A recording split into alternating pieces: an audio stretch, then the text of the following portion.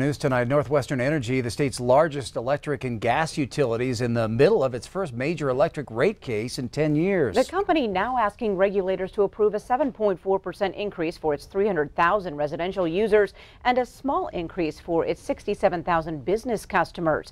But the rate case is not without controversy. As MTN's Mike Dennison reports, the cost and future of NorthWestern's share of the Colstrip 4 power plant has become a flashpoint. Last month, environmental groups and other parties in the rate case submitted written testimony on the coal-fired power plants in Colstrip.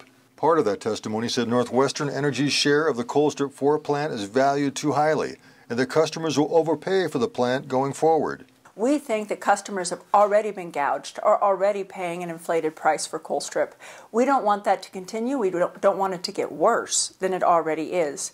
NorthWestern not only disagrees, but also has asked the Public Service Commission to strike all testimony in the case about the future value of Colstrip or its closure plans.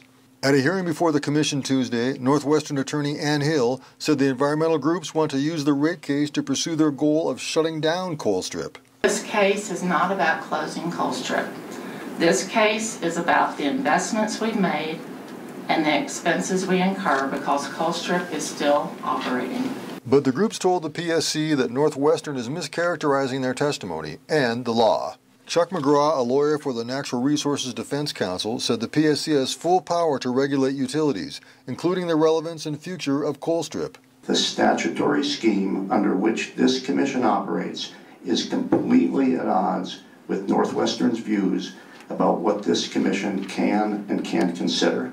The groups say if Colstrip remains in rates at an overvalued price, it also would discourage development of other, cheaper sources of power. We want to make sure that customers are protected from a monopoly utility wanting to gouge them and put more money into a failing resource when in fact there are cheaper ways to generate electricity. The PSC will decide soon whether to allow this testimony on Colstrip, which could be a key part of the case, or not. It will also consider testimony from a dozen other witnesses, including industrial customers and consumer advocates. Reporting from Helena, Mike Dennison, MTN News. Thanks, Mike. Now, tomorrow, Mike looks at a big change that NorthWestern is proposing for rates that affect installers and future users of rooftop solar systems.